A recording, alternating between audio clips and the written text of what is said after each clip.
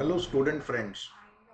आज का मेरा टॉपिक का डिस्कशन है, should we remove the group system from CA final exams.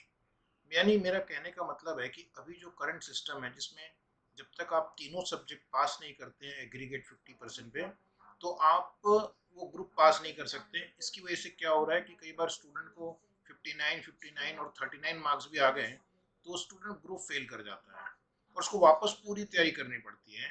जबकि कोई दूसरा स्टूडेंट जिसको अगर 50-50-50 आए तो वो ग्रुप पास कर जाता है। तो टोटल अगर हम देखें तो पहले वाले स्टूडेंट का ज़्यादा है लेकिन उसे फेल डिक्लेयर कर दिया जाता है।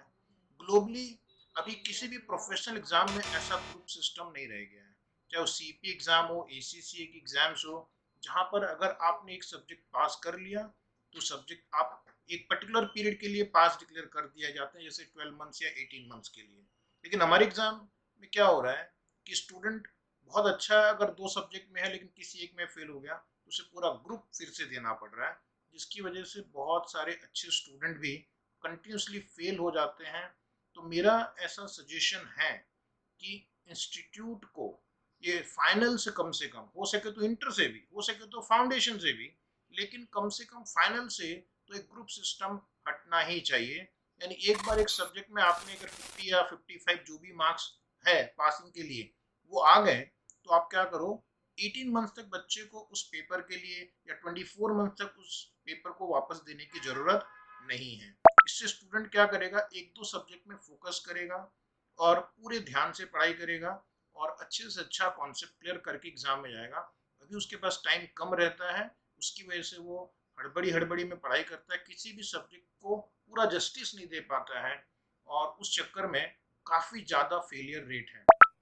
जो करंट सिस्टम जो डिजाइंड है ये बहुत डिकेड्स ओल्ड सिस्टम है और अभी सिस्टम से बाहर निकलने की बहुत जरूरत है।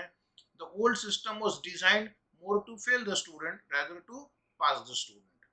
हमारी कंट्री में अभी प्रोफेशनल्स की बहुत रिक्वायरमेंट है, बहुत ह्यूमन रिसोर्स की रिक्वायरमेंट है और हमारे बहुत अच्छे टैलेंटेड स्टूडेंट सिर्फ 1 मार्क 2 मार्क की वजह से ग्रुप में अटक रहे हैं और उनका 6 महीना बर्बाद हो रहा है। कुछ लोग इसी फ्रस्ट्रेशन में ये सीए का कोर्स ही छोड़ देते हैं।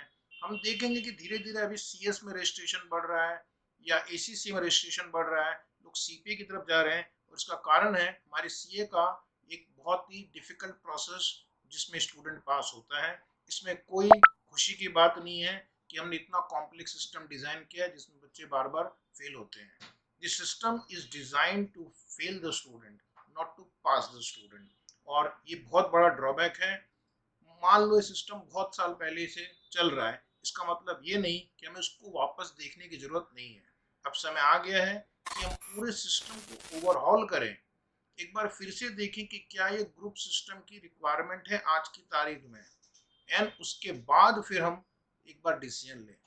जो मैंने स्टूडेंट से डिस्कस किया है, कई स्टूडेंट्स का यही कहना है कि अगर एक ग्रुप सिस्टम निकल जाए तो वो अपनी कन्वीनियंस से, अपनी स्पीड से एक सब्जेक्ट पे ज़्यादा फोकस कर करके वो धीरे धीरे करके वो सारे के सारे ग्रुप के सब्जेक्ट्स निकाल सकते हैं, सारे सब्जेक्ट्स निकल जाएंगे। इससे हमारा पासिंग रेट अच्छा हो जाएगा और इससे हमारे कंट्री में और प्रोफेशनल्स लोग जुड़ पाएंगे।